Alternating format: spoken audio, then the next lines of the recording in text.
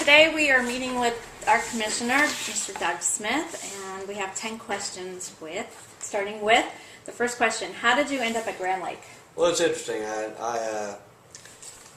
8-9 years ago, I never dreamed I would be up here, but my wife had an opportunity to come up here to work for GRDA, and she came up here, and our first reaction was, I lived in eastern Norman, we would commute on weekends, and the home base would be Norman, Oklahoma. And with the tourism department, I've been up here a lot, and I knew it was really nice, but once I got up here, it ended up, but I was coming up here every weekend, and I just loved it, and decided to make and choose this place as my home. That's great. What are your thoughts on Grand Lake, and where do you see us in the next 5 or 10 years? My thoughts on Grand Lake is that we are a hidden treasure.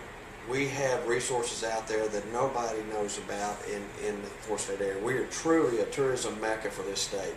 In 5 years, I see with the right marketing, we're heading that right direction with the GLA, with community leaders coming on board, looking at economic development opportunities. In 5 to 10 years, we're going to be known as the best tourism area in Oklahoma. We will draw people from surrounding states and probably surrounding, not United States, but all over the country. I see it happening. What are your daily responsibilities? The first is to make my wife happy. Okay, after that, daily responsibility as county commissioners to take care of the county budget, make sure that our roads are maintained, and evaluate infrastructure needs, do long-range planning as far as our infrastructure, take care of the courthouse as far as their budgets and how that operates. So there's a lot of them. It's just hard to go into all of them, but there's a lot of responsibilities daily. Okay, what was your very first job? Believe it or not, I was a car hop in Norman, Oklahoma, at a little restaurant or a little drive-in called Jonesy's Drive-In. It was a little private drive-in, and then after that it became wasn't a Sonic, I can't remember, I'll think of it, but it's a franchise operation now, but I made 60 cents an hour and all the tips I could get.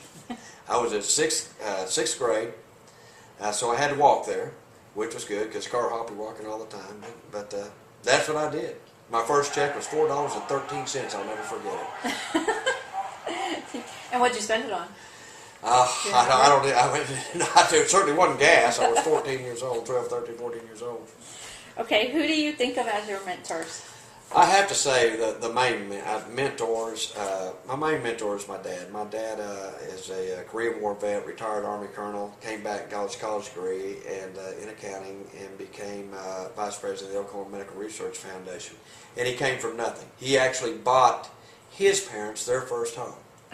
And he's 84 years old and just is alert and spry as you can imagine, and he's my mentor. If I could be anything like him, I'll be happy. If you could change one thing about yourself, what would it be? Probably to be a little less ADD and hyperactive. It's a little hard for me to stay in one place at one time. The thing is, in some situations that's good, but in other situations where you truly need to be attentive and stay hooked up with something, I struggle with that. And good thing I got people around me that can kind of keep me between the fences sometimes, but sometimes I think that's what a good administrator does, is surrounds themselves with good people that can kind of keep you where you need to be. Okay. In your position, what do you consider the greatest opportunities and the greatest challenges? Well, actually, they're both the same thing. Opportunities are challenges. Our challenges is financial. It's money. Money for infrastructure needs. Money for all kinds of needs to provide the services that we provide. That's the challenge. The opportunity is, again, that we have tremendous opportunity for economic development in this area that we're not using. And what that does is increase your tax base without increasing taxes, and that provides jobs where we can keep our young people here and bring new people here, as well as our tourism-based economy. So I see the opportunity is just to have a more prosperous community. Okay. Tell us something about you that most people don't know.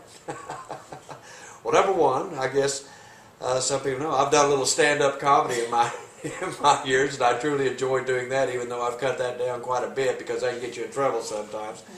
What people don't know, maybe they don't know, I'm a big outdoorsman, big hunter and fisherman, but one of my passions is noodling, which is hand-grabbing catfish. I've been doing it for 30 years, and even at 57 years old, I still love it. That's great. If you could choose a different career other than what you're doing now, what would it be? It'd be oil field wildcatting. And I know that sounds a little strange, but boy, I just can imagine going out there and trying to find those drill sites or well, putting it in the ground and just, using your best information you can and hoping to hit it big. And I think I would really enjoy that. But of course, enjoying that can either be very short term or very long term. But nothing I really ever got to do, but it's something I would just love to try. Okay, and if you were stuck on an island on the lake, what 3 people would you want to be stuck with and why? It's a very good question. All right, number 1, I'm already stuck on an island in the lake called Monkey Island. That's where I live. And I tell you the truth, what 3 people?